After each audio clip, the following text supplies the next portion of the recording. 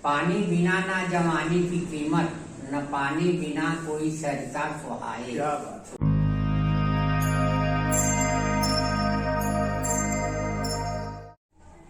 नमस्कार, हम हैं निरंजय और आप देख रहे हैं धरती पुत्र।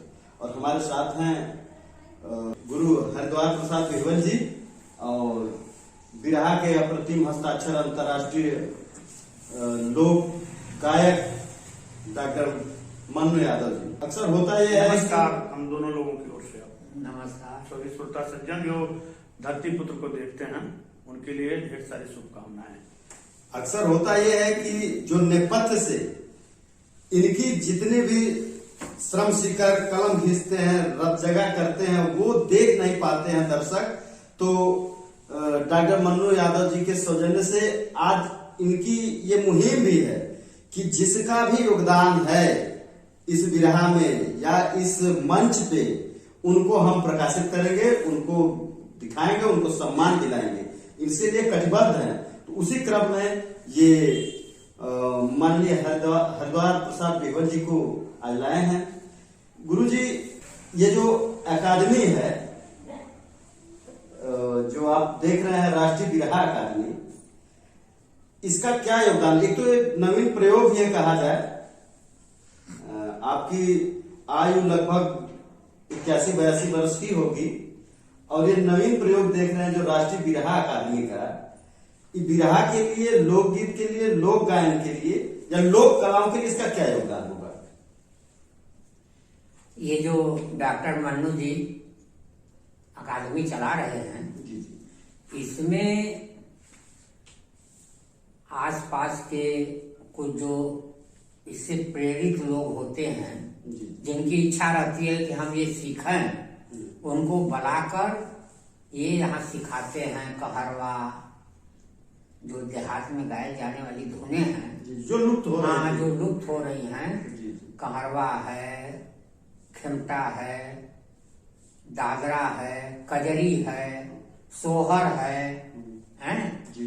और पूर्वी है, छपरहिया है।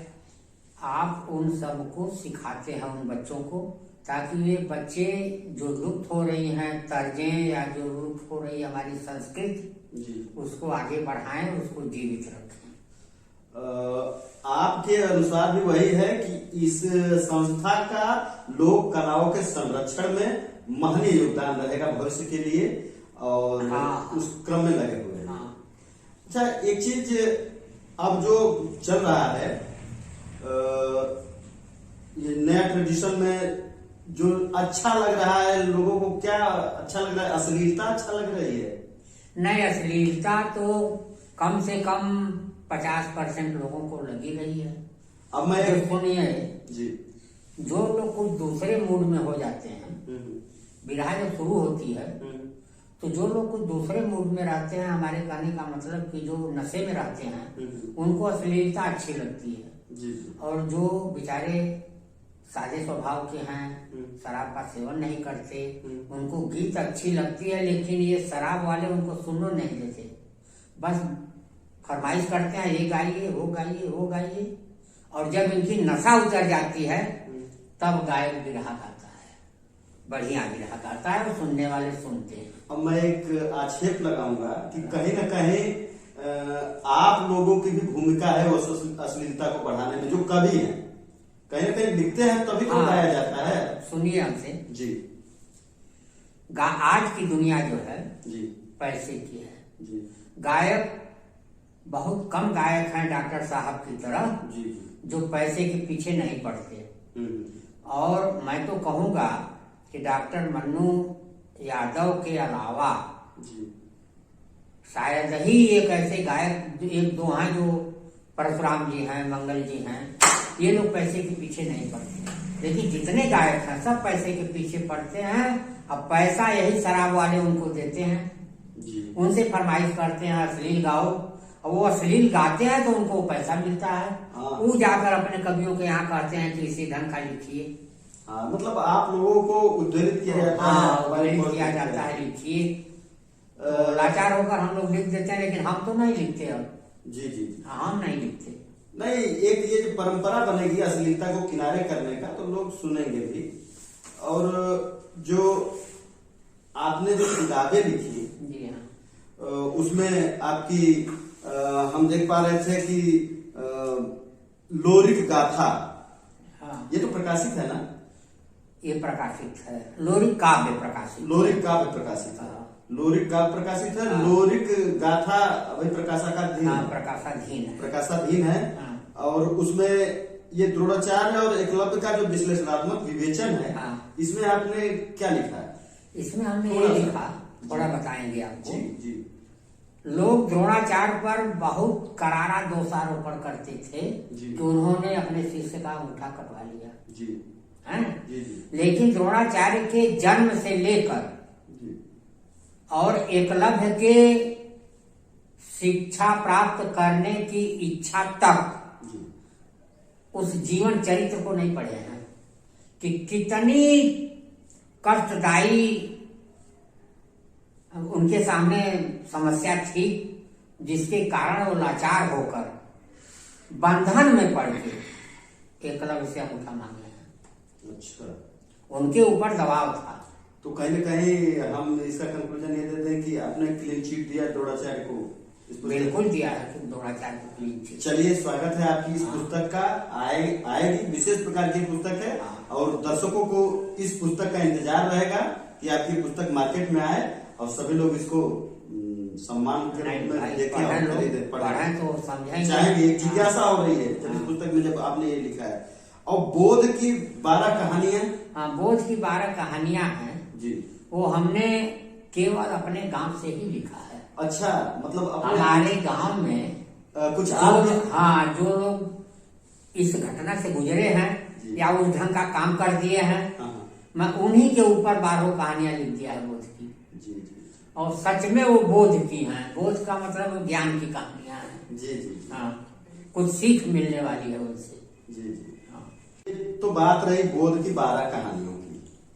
अब हम लोग जो आपकी और एक प्रकाशाधीन है, चंद्रदिधिति और लोरिक, इसमें भी लोरिक के बारे में, चंद्रदिधिति के बारे में हाँ, ऐसा है। करीब करीब सन 570 के लगभग जी जी। पेशावर में तुअर मिलिंद राजा थे। अच्छा। वो पटना नरेश मतलब मगध देश के राजा विष्णुगुप्त के अधीन थे। जी। उनकी लड़की थी चंद्रदिधिति। अच्छा। और चंद्रदिधिति का अपहरण हम्म, उज्जैन के राजा के किसी रिश्तेदार ने कर लिया। अच्छा अच्छा।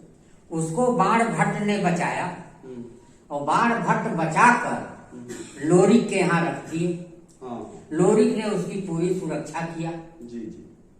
और बाइज्जत उसको फिर कन्नौज नरेश हर्षवर्धन को सुपुर्द किया।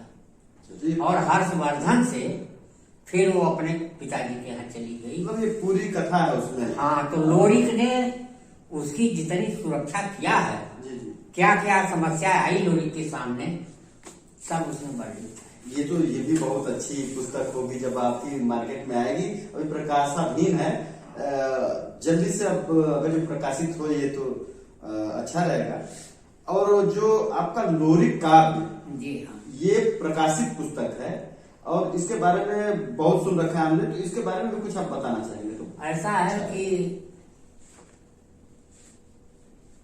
अन्य लोगों के विषय में, जी जैसे राणा प्रताप के विषय में, शिवाजी के विषय में, और बिहार के कुंवर सिंह के विषय में, जी जी। चंद्रशेखर सिंह के विषय में, भगत सिंह के विषय में, सब लोगों ने कुछ न कुछ लिखा है। जी जी। हमारे दिल में विचार पैदा हुआ कि लोरिक के विषय में लोरकी वाले गाते हैं, लेकिन न सही इतिहास मालूम है, न सही सन मालूम है, हाँ, ये तो है।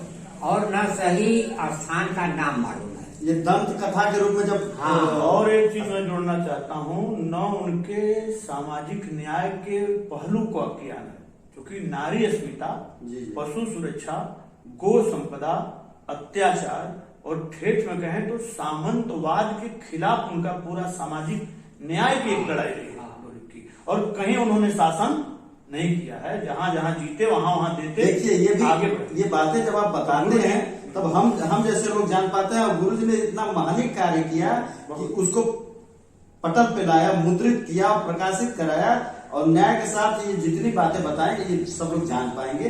तो ये पुस्तक तो बाजार में है, मार्केट में मानव प्रकाशन से प्रकाशित हुई है, तो ये खरीदा जाएगा और स्वयं हम इस पुस्तक को देखेंगे अभी चलेंगे तो, क्योंकि ये रोचक पुस्तक है। और एक चीज और, समय भी बहुत कम है हम लोगों के पास, तो ये पूछना चाहेंगे हम कि जो आपका जो जीवन है, अब तक तो हमने आपकी कार्य पद्धति को सुना, कार्यशाला को देखा और कार्यशैली को देखा, लेकिन आपका जो व्यक्तिगत जीवन था कितना रसमय और कितना संघर्षमय रहा, उसके बारे में भी दो शब्द बताइए, क्योंकि आप मुगलसराय चंदौली से आते हैं। हम गृहस्थ परिवार से थे। जी जी। पिताजी भी हमारे अशिक्षित थे, उनके पिताजी भी अशिक्षित थे, लेकिन संपन्न परिवार था। पढ़ने में भी हमें समस्या हुई। वो लोग हाई स्कूल के बाद पढ़ाना नहीं चाहते थे। हाँ जी, आपकी मैट्रिक शिक्षा के बाद से हाँ, नहीं पढ़ाना नहीं चाहते थे कि अब घर खेती गृहस्थी करो। लेकिन मैं समझ लीजिए कि पिताजी के जबरी, चूंकि मुझे स्टाइपेंड मिलता था। अच्छा। उस समय 64 रुपए महीना मुझे स्टाइपेंड मिलता था। अच्छा। मैं अपने स्टाइपेंड के भरोसे इंटर किया, इंटर के बाद बीए किया। बिरहा में जब आया तो पिताजी ने मना किया, बिरहा लिखना बंद करो। मैं अपना नाम नहीं देता था बिरहा में जी। बिरहा लिख कर दे देता था, लोग गाते थे, हमारा नाम नहीं था। बाद में हमारे अखाड़े के एक श्रेष्ठ गायक थे बचऊ यादव, वो हमारे यहाँ आ गए। उनको पिताजी जानते थे। पिताजी ने उनसे पूछा कि आप बिरहा गाते हैं इनकी? तो उन्होंने कहा कि हाँ गाते हैं। तब वो हमसे कहे कि अच्छा तुम बिरहा लिखो, लिखना शुरू किए। कहीं ना कहीं एक मानक को आपने छुआ तब उन्होंने अनुमति दी। फिर मास्टरी में ड्यूटी किए। हमारी ड्यूटी लग गई सन 70 में प्राइमरी स्कूल में। अच्छा, अध्यापक भी रहे? हाँ, अध्यापकी करते हुए जी जी। हमें बिरहा लिखना पड़ा और लिखते रहे।